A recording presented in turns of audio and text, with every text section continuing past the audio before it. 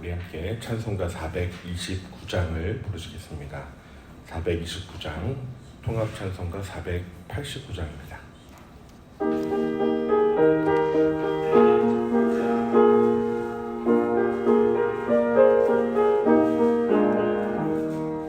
세상 모든 풍파 너를 흔들어 약한 마음 낙심하게 될 때에 내려주신 주의 복을 세어라.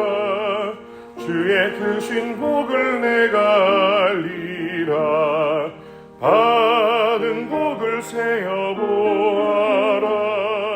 크신 복을 내가 알리라. 받은 복을 세어보아라. 주의 크신 복을 내가 알리라.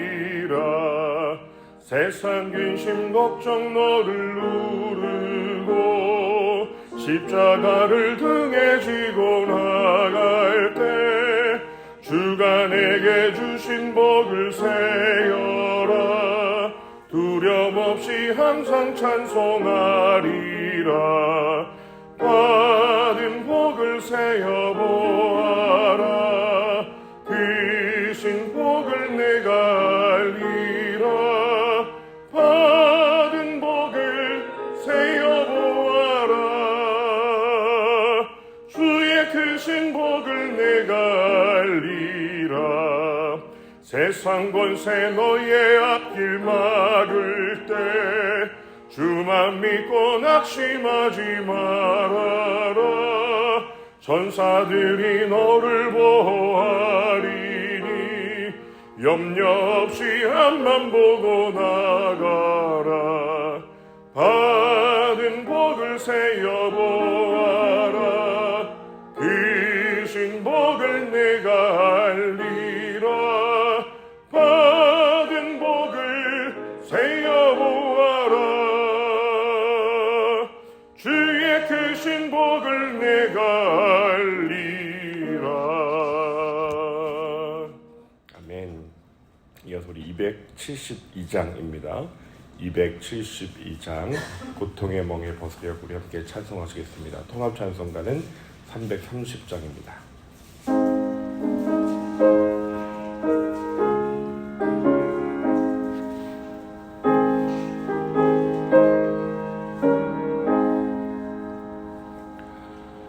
고통의 멍에 벗으려고 예수께로 나갑니다. 자유와 기쁨 베푸시는 주께로 갑니다. 병든 내 몸이 튼튼하고 빈궁한 삶이 부해지며 죄악을 벗어버리려고 주께로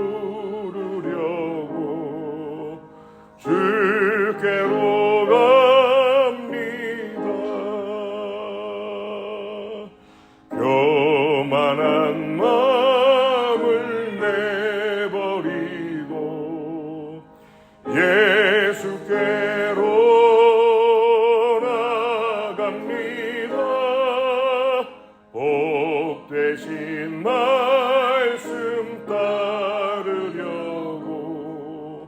주께로 갑니다.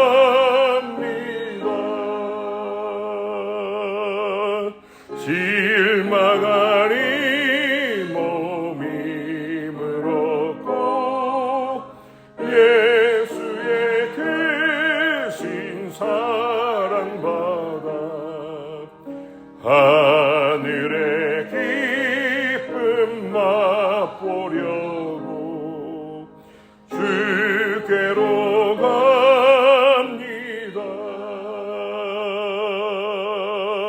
죽음의 길을 벗어나서 예수께로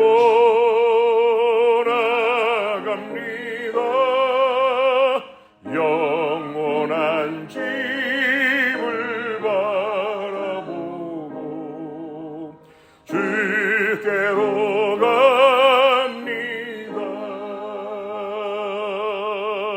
멸망의 포구에 연하와 평화의 나라 달아서 영광의 주를 외우려고 주께로 갑니다.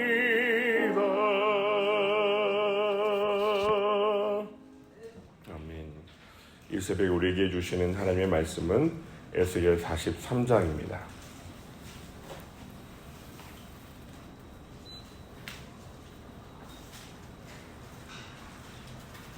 에스겔 43장 말씀을 우리 한 절씩 번갈아 교독하시겠습니다. 그 후에 그가 나를 데리고 문에 이르니 곧 동쪽을 향한 문이라.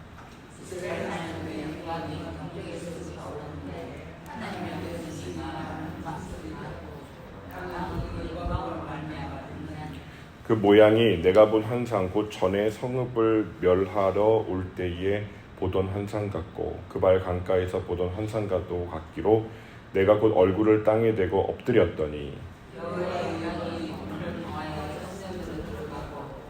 영이 나를 들어 데리고 안뜰에 들어가시기로 내가 보니 여호와의 영광이 성전에 가득하더라.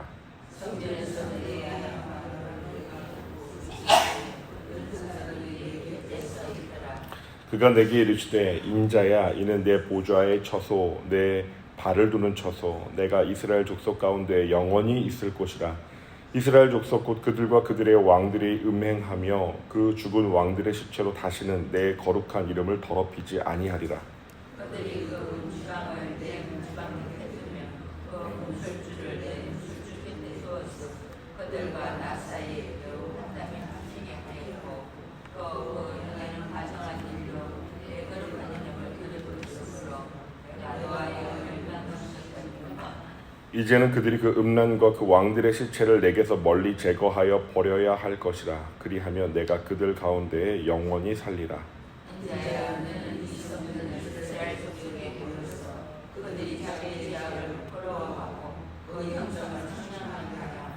만일 그들이 자기들이 행한 모든 일을 부끄러워하거든 너는 이 성전의 제도와 구조와 그 출입하는 곳과 그 모든 형상을 보이며 또 그 모든 규례와 그 모든 법도와 그 모든 율례를 알게 하고 그 목전에 그것을 써서 그들로 그 모든 법도와 그 모든 규례를 지켜 행하게 하라.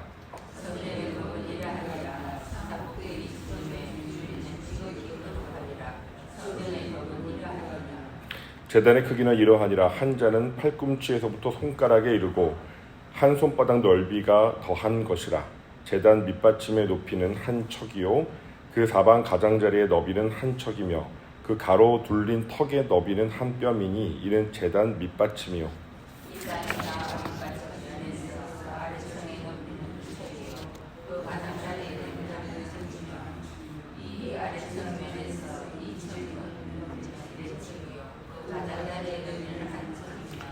그 번지단 위층의 높이는 4척이며 그 번지하는 바닥에서 솟은 뿔이 4시며 그 번지하는 바닥의 길이는 12척이요 넓이도 12척이니 네모 바닥과 그 아래층의 길이는 14척이요 너비는 14척이니 네모 반듯하고 그 밑받침에 돌린 턱의 너비는 반척이며 그 가장자리의 너비는 한 척이니라.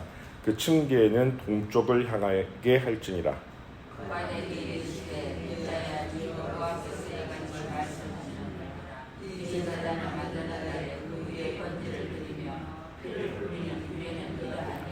주 여호와의 말씀이니라. 나를 가까이 하여 내게 소중들은 사독의 자손 레위 사람 제사장에게 너는 어린 수송아지 한 마리를 주어 속죄 제물을 삼되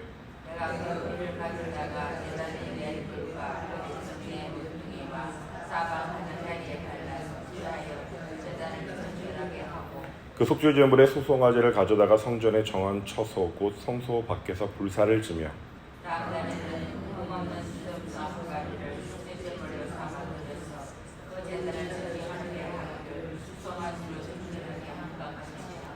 정결하게 하기를 마친 후에는 흠없는 수송아지 한 마리와 때 가운데에서 흠없는 순양 한 마리를 들이되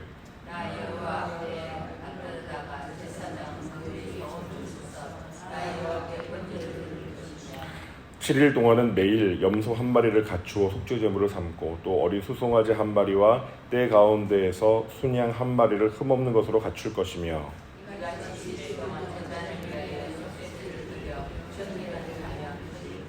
함께 읽겠습니다. 이 모든 날이 찬 후 제8일과 그 다음에는 제사장이 제단 위에서 너희 번제와 감사제를 드릴 것이라. 그리하면 내가 너희를 즐겁게 받으리라. 주 여호와의 말씀이니라. 아멘. 하나님께서는 에스겔에게 놀라운 환상을 오늘 본문에서 보여주십니다. 하나님의 영광이 다시 성전에 돌아오는 장면입니다. 마치 긴 밤 끝에 새벽빛이 동쪽에서 하늘을 밝히며 터오듯이 하나님의 임재가 돌아오는 순간 이스라엘의 영적인 회복이 비로소 시작이 됩니다. 이 환상을 통해서 하나님은 황폐한 영혼, 황폐한 공동체, 황폐한 나라의 회복을 명하시는 분임을 우리는 깨닫게 됩니다. 하나님의 임재가 회복될 때 과연 우리의 개인의 삶과 가정과 그리고 교회 공동체 어떤 변화가 일어날까요? 오늘 본문을 살펴보면서 답을 찾아보고자 합니다. 43장 세 부분으로 나눌 수가 있습니다. 먼저 1절에서 5절까지 떠났던 하나님의 영광이 성전에 돌아오는 장면입니다. 6절에서 12절 하나님의 성전이 하나님께서 성전에 오셔서 그 성전의 목적과 그 거룩의 조건에 대해서 말씀을 하십니다. 13절에서 27절까지 성전 뜰에 있는 번제단의 크기와 그 정결 예식에 관한 규례를 말씀하십니다. 이 세 단락을 우리 나누어서 한번 살펴보겠습니다. 거기에 우리 자신의 개인의 차원과 또 가정과 공동체가 어떻게 영적인 회복을 경험할 수 있을지 함께 묵상해 보길 원합니다. 먼저 1절에서 5절 말씀을 보면은 에스겔은 하나님의 인도하심을 따라 성전 동쪽 문에 서 있습니다. 근데 갑자기 동전에서 찬란한 빛이 솟아오르고 많은 물소리 같은 우렁찬 그 음성이 들려옵니다. 하나님의 영광이 동쪽으로부터 성전을 향해 들어오고 있었던 것입니다. 그 놀라운 광경 앞에서 에스겔은 얼굴을 땅에 대고 엎드리게 되죠. 하나님의 영이 에스겔을 들어 올려서 성전 안뜰로 데리고 들어가시니 여호와의 영광이 성전을 가득 채웠습니다. 가득 채웠습니다. 한때 텅 비어버리고 황폐했던 이 성전이 마침내 생명의 빛으로 충만하게 가득 채워져 있는 모습입니다. 과거 에스겔은 하나님의 영이 성전을 떠나서 동쪽으로 사라지는 환상을 보았죠. 이스라엘의 끝없는 죄와 우상숭배 때문에 하나님께서 그 성전을 떠나셨습니다. 하나님의 보호와 임재가 떠난 예루살렘 결국 바벨론에 무너졌죠. 이스라엘 백성은 하나님이 우리를 영영히 버리셨는가 탄식하고 절망했습니다. 그러나 오늘 본문에서는 하나님의 영광이 귀환합니다. 하나님은 여전히 자기 백성을 포기하지 않으셨습니다.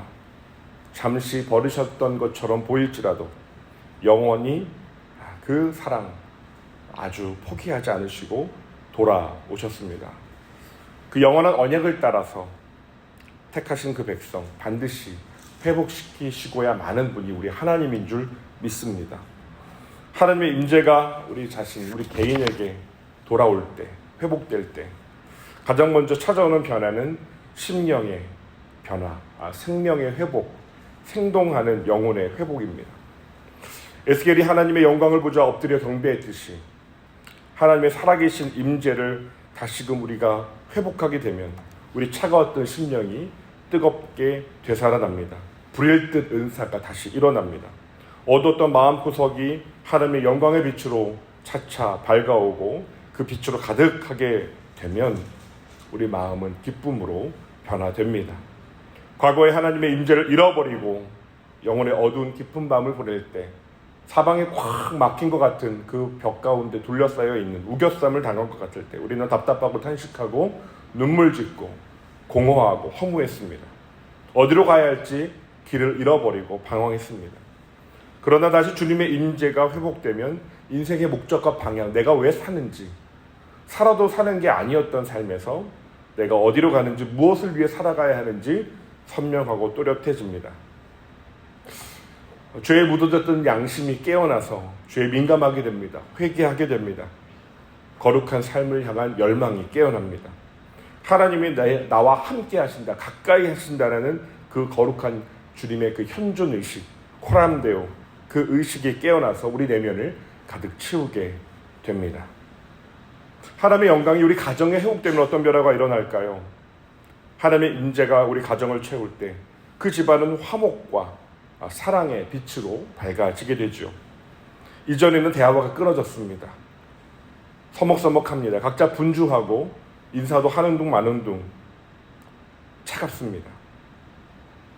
그러나 하나님의 임재가 머물기 시작하면 가정이 작은 교회로 변화되게 되죠.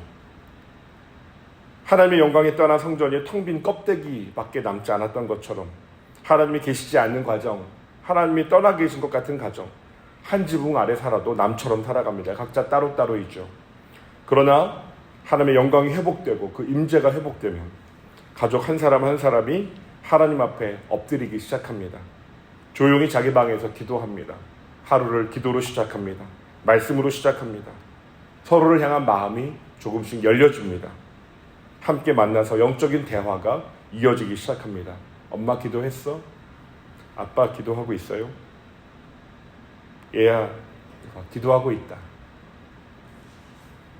온 가족이 함께 손을 잡고 기도하는 날이, 예배드리는 날이 마침내 오고야 맙니다.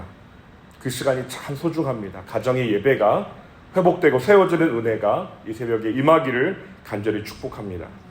부부 사이에, 부모와 자녀 사이에 막혔던 담이 허물어지고 대화의 문이 열려지고 의미 있는 대화, 따뜻한 대화가 오고 갑니다. 더 이상 분열과 어둠의 영이 그 가정을 틈타지 못하고 장악하지 못합니다. 거룩한 주님의 성령의 울타리가 가정에 쳐지게 되는 것이죠. 하나님의 영광이 교회에 충만하게 임할 때 어떤 변화가 일어날까요? 그 공동체는 비로소 참된 교회가 됩니다. 본문에서 하나님의 영광이 채워졌을 때 비로소 완전한 성전이 되었듯이 교회도 인간적인 프로그램이나 어떤 건물의 모습이 아니라 하나님의 임재로 완성되게 되는 것입니다. 하나님의 임재가 나타나는 예배 현장을, 그 영광에 가득한 예배 현장을 상상해 보십시오. 사람의 계획이나 연출이 아니라 성령의 임재로 예배당에 가득하게 되면 설교자와 회중 모두, 찬양 인도자와 회중 모두 하나님의 거룩하심에 압도되어 엎드리게 될 것입니다. 회개의 눈물이 터져 나오고 서로 화해하고 껴안는 놀라운 역사도 경험하게 되죠. 초대교회 오순절 성령에 임하셨을 때 온 공동체가 오로지 기도에 힘썼고 물건을 통용하며 권능 있는 성령의 증인이 되었던 모습을 우리는 알고 있습니다. 오늘날 우리 교회도 하나님의 영광이 임하게 될 때 잠자던 영혼들이 깨어나게 될 것입니다. 말씀과 기도가 살아 움직이게 될 것입니다. 서로를 위해 희생하고 섬기는 사랑의 공동체로 놀랍게 변화될 것입니다. 하나님의 영광 중에 함께 하시는 교회, 그 빛과 소금의 사명 넉넉히 우리 지역사회와 세상 가운데, 열방 가운데 감당하게 됩니다. 교회 안에 계신 하나님의 영광이 흘러넘쳐서 이웃과 지역, 사회까지 밝히게 되는 것이죠. 6절과 12절 단락에서 6절부터 12절까지 단락에서 영광으로 성전을 채우신 하나님께서 에스겔에게 말씀하십니다. 하나님은 새 성전을 가리켜 내 보좌가 있는 곳, 내 발을 두는 곳, 내가 이스라엘 가운데 영원히 있을 곳이라고 말씀하십니다. 하나님께서 영원히 함께 하시기 위해 그 처소가 되기 위한 전제가 하나가 있습니다. 그것은 이스라엘 백성과 왕들이 다시는 음행과 우상 숭배로 하나님의 이름을 더럽히지 말아야 한다는 것입니다. 하나님의 이전의 성전을 떠나시게 만들었던 그 두 가지 죄악, 우상 숭배의 그 영적 간음과 죽은 왕들의 시체로 성전을 더럽힌 일을 다시는 반복하지 말아야 한다고 경고하십니다. 그래서 죽은 왕들의 시체가 뭘까요? 성전 가까이에 죽은 왕들을 기념하여 세운 비석이나 우상적인 어떤 기념물을 가리킨다는 해석이 가장 유력합니다. 결국 하나님이 아닌 것들을 미신적으로 섬기며 거룩해야 할 그 하나님의 전을 속된 것으로 채운 과거의 죄를 청산하라는 뜻입니다. 새 성전의 목적이 하나님께서 당신의 백성 가운데 영원히 함께 하시기 위한 것, 그 임마누엘이 궁극적인 목적이라는 것. 백성들은 지난 죄악을 부끄러워하여 다시는 그 길로 돌아가지 말아야 했습니다. 하나님이 정말 바라시는 것은 백성들이 회복된 성전에서 거룩한 삶을 살아가는 것입니다. 그래서 하나님은 에스겔에게 구체적인 지시를 하십니다. 10절과 11절을 보면 하나님은 에스겔에게 성전의 청사진을, 그 도면을 백성들에게 보여주면서 자신들의 죄악을 부끄러워하게 하라고 말씀하십니다. 그 완전한 성전의 그 식양을 보여주시죠. 그 성전의 아름다운 설계도를 보여주시면서 그들이 한때 잃어버렸던 하나님의 집을 떠올리면서 회개하도록 촉구하라는 것입니다. 그리고 그들 자신이 죄를 뉘우치면 성전의 구조와 규례들을 일일이 세세히 알려주어서 그대로 준행하라는 것입니다. 하나님의 말씀을 통해 백성을 가르쳐 거룩함으로 회복하게 되기를 원하셨던 것입니다. 우리 자신을 한번 돌아봅시다. 하나님께서 우리 마음을 성전 삼아 거하시길 원하셨지만 우리의 삶의 중심에 숨겨둔 우상들과 쾌락들, 그 음란들, 그것들을 제거하기 전에는 하나님의 거룩하고 친밀한 임재와 그 기쁨을 온전히 누리지 못합니다. 우리 마음의 한켠에 하나님보다 더 사랑하는 것이 있다면 그것이 오늘날 우상이라고 할 수 있습니다. 돈일 수도 있습니다. 인정받으려고 하는 욕구, 그것이 지나친 교만일 수도 있습니다. 육신의 쾌락이나 어떤 중독일 수도 있습니다. 겉으로는 신앙생활을 하는 것처럼 보이지만 마음속에 그 비밀스러운 우상들을 품고 있다면 그것이 곧 하나님과 우리 사이를 가로막는 담이 되고 맙니다. 하나님과 가까이 있는 듯해도 실은 그 담으로 인해 하나님과 거리를 두고 있는 것이죠. 에스겔 당시 백성들도 성전에 바로 인접해서 우상의 단을 두고 섬겼기에 하나님을 경록해 했습니다. 마찬가지로 우리 마음이 두 주의를 섬기면 결국 우리 영혼은 점차 황폐해질 수밖에 없습니다. 그러므로 개인의 영적인 회복은 철저한 회개와 정결함을 회복하는 데서 시작합니다. 그것을 버려야 합니다. 그것을 미워해야 합니다. 하나님이 내 마음에 다시 왕으로 좌정하시도록 내 삶의 우상들을 과감하게 치워버려야 합니다. 혹시 반복해서 넘어지는 죄가 있다면 그것이 마음의 죄악이든 누군가를 미워하는 죄악이든 그것이 음란이든 어떤 더러움이든 하나님 앞에 철저히 토설하고 끊어내는 결단이 필요합니다. 말씀의 거울대에 비춰서 내 모습을 직면하고 죄를 부끄러워할 줄 아는 것, 은혜의 시작입니다. 희망이 있습니다. 우리가 진심으로 회개하며 하나님 앞에 설 때에 하나님은 다시금 용서하시고 하나님의 그 영광의 임재의 기쁨을 우리의 삶에 회복시켜 주실 것입니다.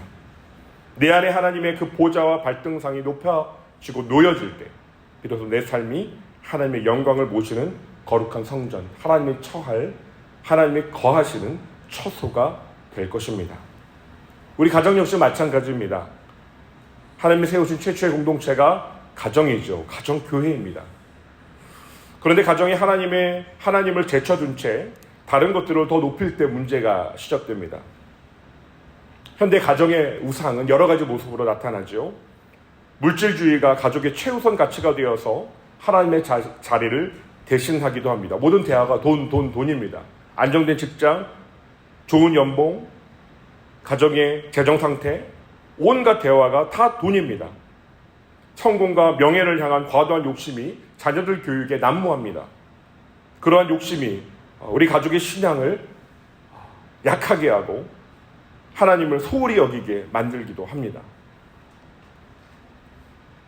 때로는 어떤 가족의 전통이나 그 패밀리 타이, 가족이 너무너무 친밀하고 좋은데 그 유대가 지나치게 강해서 하나님보다 가족의 행복만이, 가족끼리 함께 하는 것만이 하나의 우상이 되는 경우도 있습니다. 이런 모든 것들이 가정의 영적인 온도를 사실상 낮추는 숨은 우상일 수 있습니다. 에스겔 시대에 이스라엘이 우상 숭배로 망해버렸듯이 오늘날 가정도 영적 중심을 잃으면 어느 순간 위기가 닥칠 때 와장창 쉽게 깨어지고 맙니다. 그러므로 가정의 영적 회복을 위해 우리는 가정 안의 우상을 제거해야 합니다. 예를 들어 가족 모두가 바빠서 예배와 기도가 뒷전이라면 위기입니다.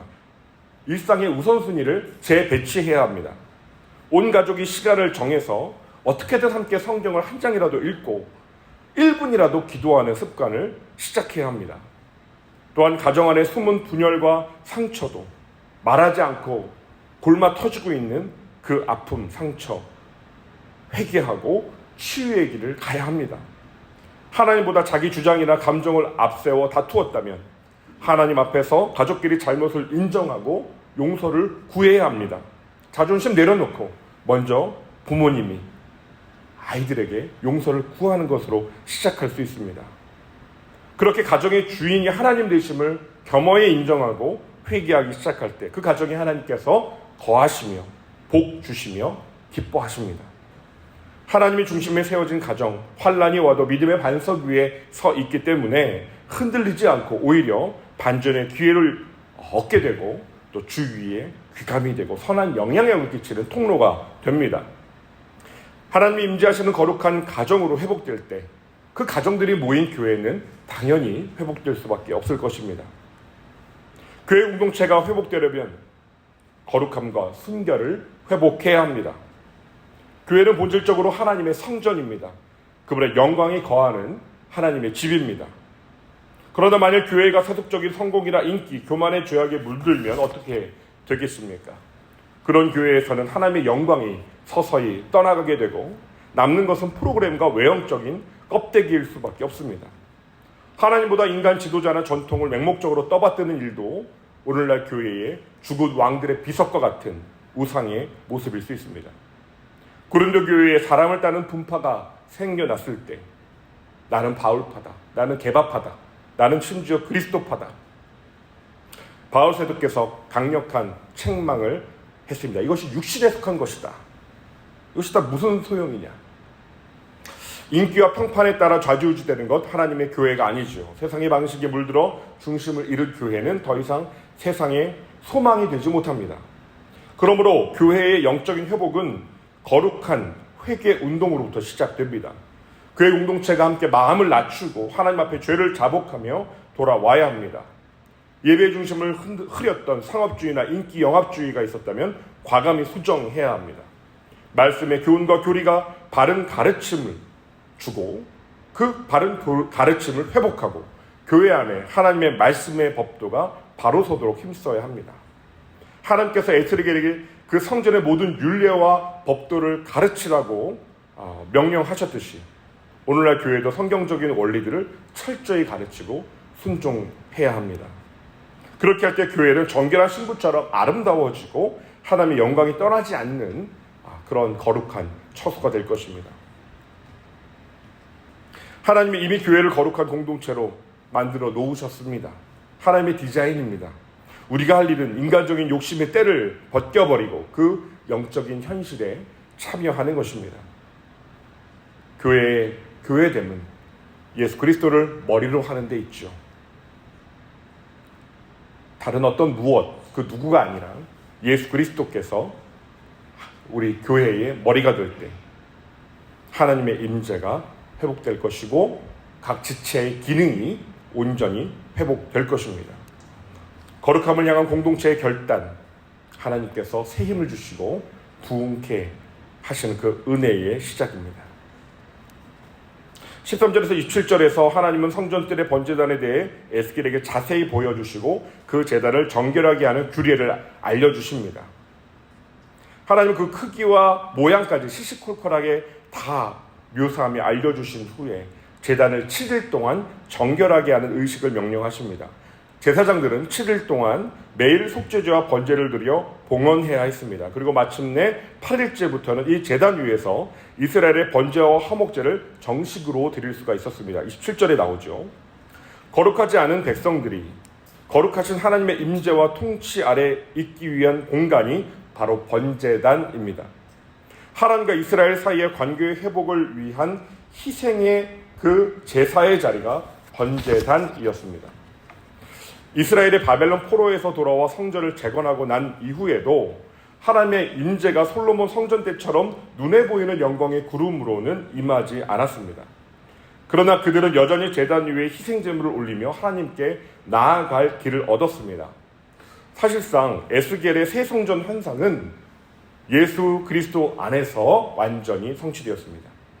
눈에 보이는 성전에는 영광의 구름이 없었지만 약 600년 후가 지나서 하나님의 영광 자체이신 예수님께서 성전에 임하셨고 더러운 것들을 정화시키셨죠. 예수님께서 성전을 깨끗하게 하신 사건을 우리는 성경을 통해 알고 있습니다. 성전 정화 사건이요. 예수님께서 성전을 정화하신 그 장면은 하나님이 성전에 돌아오셨다는 증거였습니다. 그리고 예수님 자신이 이 성전을 헐어버려라, 내가 사흘 만에 다시 일으키리라 하시면서 당신의 몸을 성전에 비유하셨습니다. 예수님의 몸이 성전이었습니다. 예수님은 십자가에서 자신의 몸을 찢어 단번에 드리는 완전한 속죄 제물이 되심으로 더 이상 손으로 드리는 제단이 필요 없게 되었죠. 예수님의 희생으로 휘장이 찢어지고 우리는 담대히 하나님께 나아갈 새롭고 살 길을 얻었습니다. 오늘 우리 자신이 이 은혜가 회복되길 소망합니다. 어린 양 예수의 보혈이 우리에게 주어졌음을 믿습니다. 내 삶의 영적인 회복이 필요합니다. 이 십자가 제단 앞에 나아가 우리는 날마다 은혜를 붙들어야 합니다. 예수님의 보혈 2000년 전 과거 한 번에 그 은혜로 끝나는 것이 아니라 날마다 지금 이 순간에도 나의 양심을 깨끗하게 하고 정결하게 하고 하나님의 관계를 새롭게 하는 능력으로 임해야 합니다. 이 보혈의 능력이 이 새벽에 회복되길 소망합니다. 내 영혼이 하나님과 어느 정도 거리가 생겼다고 컬컬하다고 느껴질 때 십자가로 돌아가야 합니다. 주님 앞에 무릎 꿇고 우리의 교만과 완악함과 이 완고함을 내려놓을 때 십자가의 보혈이 우리의 심령을 정결하게 하고 회복하는 능력으로 역사될 것입니다. 우리 개인의 예배가 회복되어야 합니다. 제단의 불이 항상 꺼지지 않게 유지되어야 했듯이 우리 예배의 기도의 불이 꺼지지 않게 우리 마음을 잘 지켜야 합니다. 개인적으로 드리는 말씀 묵상과 기도, 개인 예배, 하나님 앞에 올려드리는 찬양, 공예배 때뿐만이 아니라 우리 일상 가운데 주님을 찬양하는 찬양의 제사, 일상 가운데 순종으로 희생으로 섬김으로 구제로 드리는 제사, 그 일상의 삶을 하나님의 거룩한 산제물로 받아주십니다. 우리 가정의 예배가 제단이 회복되어야 합니다. 함께 예배하는 것, 함께 사랑을 경험한 가족 구성원이 이 불을 지켜내기 위해 정기적으로 예배하는 가정 예배가 회복되기를 소망합니다. 경제적인 문제가 생기거나 어떤 위기가 생겼을 때, 질병의 위기가 닥쳤을 때 가족이 손을 잡고 함께 하나님께 도움을 구하며 간절히 기도하는 모습, 그 제단에 하나님은 불로 임하실 것입니다. 우리 공동체의 예배가 더욱더 뜨겁게 타오르기를 소망합니다. 다른 활동들로 분주하면서 정작 예배의 능력을 잃어버린다면 우리는 기도해야 합니다. 교회 사역과 봉사도 예배의 연장선이 되어야 합니다. 서로를 위한 중보기도, 힘든 지체를 돌보기 위한 물질의 나눔과 봉사, 하나님께 드리는 제사로서, 예배로서 드려져야 합니다. 이러한 희생과 섬김의 제사가 살아있는 공동체는 진정한 영적인 회복을 경험하게 됩니다. 하나님은 그런 교회를 통해 역사하십니다. 잃어버린 영혼들이 그 불빛으로 돌아오게 될 것입니다. 하나님의 임재를 사모하는 뜨거운 예배야말로 영적 회복의 불씨요 진정한 부흥의 도화선입니다. 말씀을 맺습니다. 성도 여러분, 에스겔이 본 새 성전에 임한 하나님의 영광은 우리 주 예수 그리스도 안에서 이루어질 회복의 비전이었습니다. 그리고 그것은 성취되었습니다. 하나님 우리 개인과 가정과 교회를 결단코 끝까지 책임지시고 버리지 않으시고 회복하기를 원하십니다. 잠시 우리 모습이 연약하고 추하여 하나님이 멀리 계신 것처럼 냉랭하게 느껴질지 모릅니다. 그러나 하나님 우리에게 다시 돌아오기를 간절히 원하고 계십니다. 우리보다도 더 하나님이 원하십니다. 하나님은 독생자 예수 그리스도를 이 땅에 보내시기까지 우리를 사랑하셨고 지금도 성령님으로 임재하시며 함께하기를 너무나 기뻐하십니다. 문제는 우리가 그 임재를 갈망하며 맞이할 준비가 되어 있는가 하는 것입니다. 오늘 우리는 에스겔 43장 이 말씀을 통해서 영적 회복의 길을 묵상했습니다. 하나님의 임재를 사모하는 이 새벽 되기를 소망합니다. 거룩함이 회복되는 이 새벽 되기를 소망합니다. 모두 우상을 제거해버리고 회개로 성결한 그릇이 되기를 주님 앞에 간구하며 나아가십시다. 그리고 셋째로 예배하는 삶입니다. 십자가의 은혜를 붙들고 날마다 나 자신을 거룩한 산 제물로 드리며 예배를 회복할 때 하나님과의 교제가 깊어지고 우리의 삶에 놀라운 변화가 일어나게 될 것입니다. 우리 메마른 심령에 찬양이 울려 퍼지고 생수의 강이 흐르고 깨어진 가정이 화해가 되고 사랑이 움트고 그리고 침체된 교회의 구석구석에 성령의 새바람이 불어오게 될 것입니다. 하나님이 임재하시면 죽은 것들이 살아납니다. 어두운 것들이 밝혀집니다. 에스겔의 마른 뼈 환상처럼 하나님의 영이 임하시면 말라붙은 뼈들이 큰 군대가 되어 일어나는 놀라운 변화가 일어나게 됩니다. 하나님이 내 삶의 중심에 모시는 그 거룩한 회복이 시작될 때 하나님의 영광 중에 다시 돌아오시고 우리의 개인과 가정과 교회는 이전보다 더 큰 영광으로 이 세상 가운데 빛과 소금의 역할을 감당하게 될 것입니다. 깊은 영적인 침체와 가정의 갈등과 공동체의 냉랭함이 따뜻하게 뜨겁게 회복되는 은혜가 임하기를 간절히 소망합니다. 이 약속의 말씀 붙들고 오늘도 우리가 있는 자리에서 바로 이 새벽제단 이 자리에서 주님의 놀라운 회복이 임하기를 간절히 축원합니다. 이제 두 가지 제목으로 함께 기도합니다. 말씀을 기억하면서 함께 기도하기를 원합니다. 하나님, 우리 삶에 나의 삶에 다시금 주의 영광이 회복되기를 원합니다. 임재하여 주시옵소서. 떠났던 주님의 영광이 그 성전에 돌아왔듯이 나의 심령에도 나의 성전에도 주의 빛과 생기를 다시 채워 주시옵소서. 성령으로 임하여 주시옵소서. 말씀으로 임하여 주시옵소서. 주님 앞에 다시 일어나게 하여 주시옵소서. 우리 가정과 공동체가 거룩함을 회복하게 하여 주옵소서. 감추어진 우상과 타협했던 모습 내려놓게 하시고 하나님의 임재를 사모하는 성전 되게 하여 주옵소서. 우리 가정 안에 예배가 회복되기를 원합니다. 우리 교회 안에 말씀과 기도로 뜨거워지는 그 중심이 회복되게 하여 주시옵소서. 그렇게 한번 우리 기도하기를 원합니다. 함께 기도하시겠습니다. 거룩하신 아버지 하나님, 은혜와 사랑을 감사합니다. 우리 심령에 놀라운 부흥이 있기를 원합니다. 회복이 있기를 원합니다. 하나님 주님의 영광의 그 임재 가운데 주님 우리의 심령이 죽은 행실을 벗어버리고 하나님의 은밀한 우상과 타협에서 주님 벗어나게 하여 주시고 버리게 하여 주시고 주님 우리 심령의 영혼의 불꽃이 다시금 일어나게 하여 주시옵소서. 불을 뜯은 자가 일어나게 하여 주시옵소서. 우리 가정의 예배가 걷기를 원합니다. 멈췄던 기도가 회복되기를 원합니다. 영적인 대화가 다시금 회복되기를 원합니다. 가정의 예배가 세워지기를 원합니다. 우리 공동체 가운데에 하나님 뜨거운 예배가 일어나기를 원합니다. 주님의 영광이 가득한 것을 온 성도들이 깨달아 알게 하여 주시고 그 임재 가운데에 주님 나오게 하여 주시옵소서. 그래서 하나님 복음의 빛 참독 공동체가 하나님 주님 주신 사명을 넉넉히 감당하며 이 지역사회와 이 대구 땅과 경북과 하나님이 한반도를 가로질러 열방 가운데 주의 복음을 하나님 힘있게 증거하고 하나님 놀라운 회복의 역사 부흥의 역사를 이끄는 하나님 영적인 전초기지가 되게 하여 주시옵소서. 하나님 방주가 되게 하여 주시옵소서. 하나님 놀라운 부흥의 역사가 일어나게 하여 주옵소서. 이 사람 저 사람이 여기서 나따라가는 하나님 교육부의 우리의 어린 영혼들부터 청년에 이르기까지 다음 세대가 충만하게 하나님 영적으로 뜨거워지는 역사가 일어나게 하여 주시옵소서. 우리 한 번 더 기도하길 원합니다. 오늘 금요일입니다. 우리 지역사회에 하나님의 사랑이 그 향기처럼 퍼져나가도록 기도하길 원합니다. 하나님, 우리 삼도 공동체가 주의 사랑의 향기를 흘려버리는 거룩한 통로 되게 하여 주옵소서. 이 지역에 외롭고 방황하는 이웃들, 젊은이들이 너무나 많습니다. 죽어가는 영혼들, 고독 가운데에 혼자 고립된 이들, 주님 연결되게 하여 주옵소서. 주의 사랑 가운데 주님, 우리가 따뜻한 손길을 내뻗는 은혜를 허락하여 주시옵소서. 우리 함께 한 번 더 기도하겠습니다.